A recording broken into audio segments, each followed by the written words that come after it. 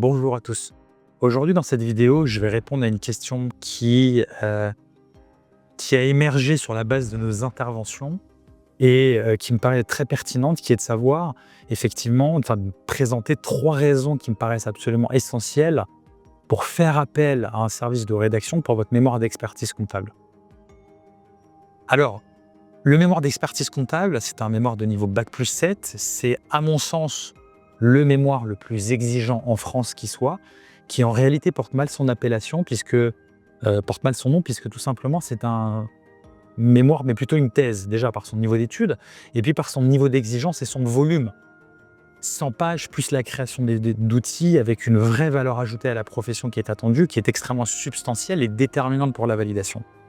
Donc c'est des attendus qui se rapprochent plutôt de la thèse de doctorat que celle d'un mémoire. Donc ça, c'est déjà pour vous présenter un petit peu le panorama et le niveau d'exigence de ce mémoire qui est tel qu'effectivement, ça me paraît plus que relativement risqué et insensé de travailler de manière isolée, seul, quand vous êtes amené à rédiger la première fois de votre vie un mémoire de ce niveau d'exigence. C'est la raison pour laquelle vous avez de nombreux services de coaching qui fleurissent. Ces services de coaching sont tout à fait justifiés. D'ailleurs, on en recommande en parallèle de nos interventions rédactionnelles pour mettre toutes les chances de votre côté et maximiser la probabilité de validation. Ceci étant dit, ces services de coaching ne vous apportent pas de soutien au niveau rédactionnel. Et le gros du travail reste à faire au niveau de la rédaction, au niveau de la forme, au niveau du fond. Les attentes du siècle sont extrêmement élevées. Déjà sur la forme, s'il y a un problème au niveau linguistique, au niveau du français, effectivement, ça sera bloquant, puisqu'on attend une maîtrise parfaite de la langue française. Puis au niveau du fond, il faut savoir que votre mémoire sera lue, et il faut savoir que, avec tout le respect que j'ai pour le siècle, mais c'est une des instances qui fait le plus de zèle sur la validation d'un mémoire.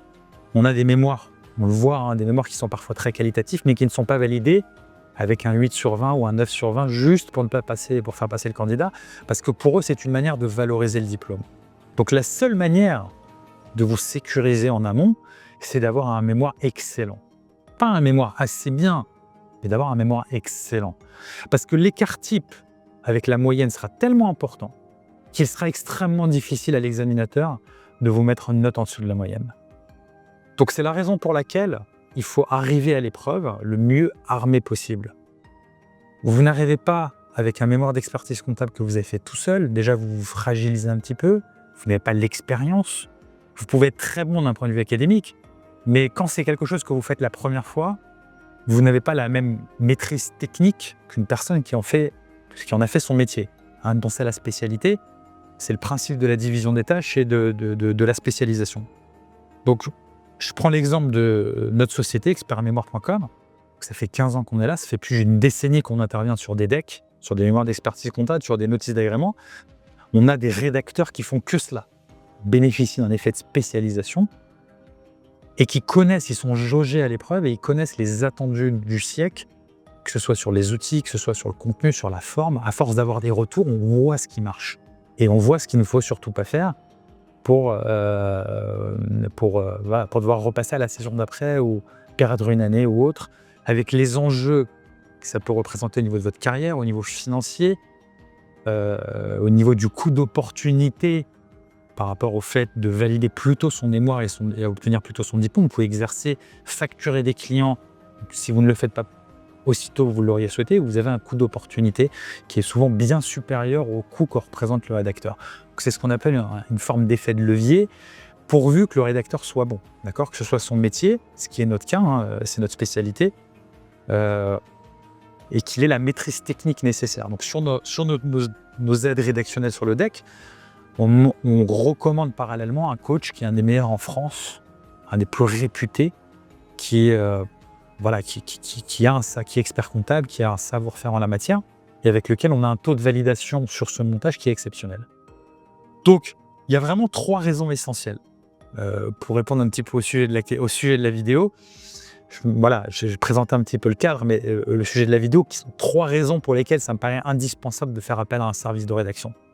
Le premier, c'est que vous êtes livré à vous-même dans le cadre de la rédaction. Vous n'avez pas de directeur de mémoire. Dans la plupart des formations académiques, même sur des thèses de doctorat, vous avez un directeur de thèse qui vous suit, qui vous guide, qui vous supervise. C'est un tuteur. Il ne fait pas le travail à votre place, mais il vous guide.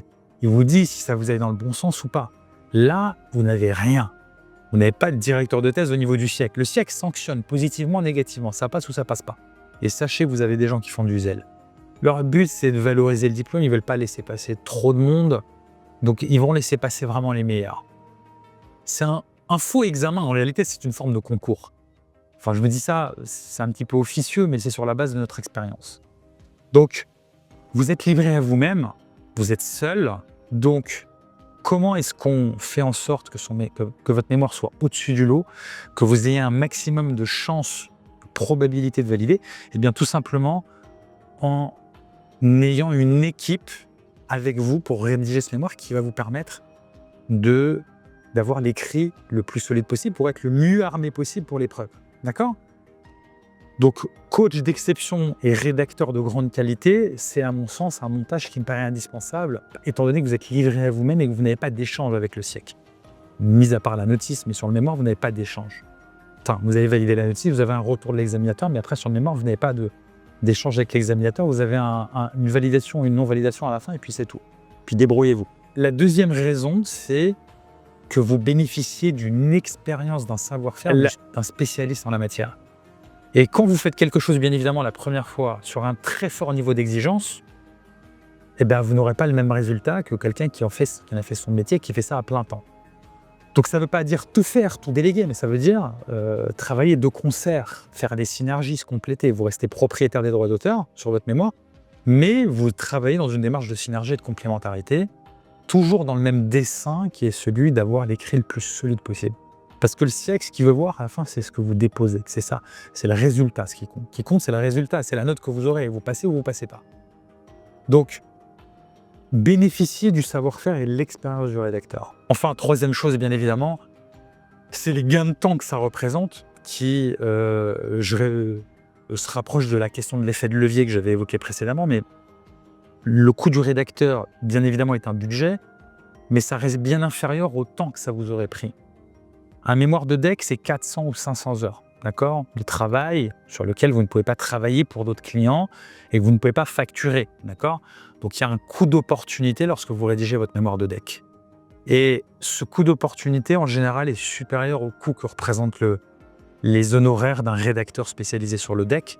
Donc, ce gain de temps que vous allez générer va vous permettre d'exercer, alors peut-être pas en tant qu'expert comptable, mais de travailler, si vous êtes déjà en cabinet, de travailler en tant que comptable sur des clients et puis de facturer vos services ou de vous concentrer sur d'autres choses qui peuvent avoir plus d'intérêt pour vous au jour d'aujourd'hui, au moment où vous êtes amené à rédiger ce mémoire.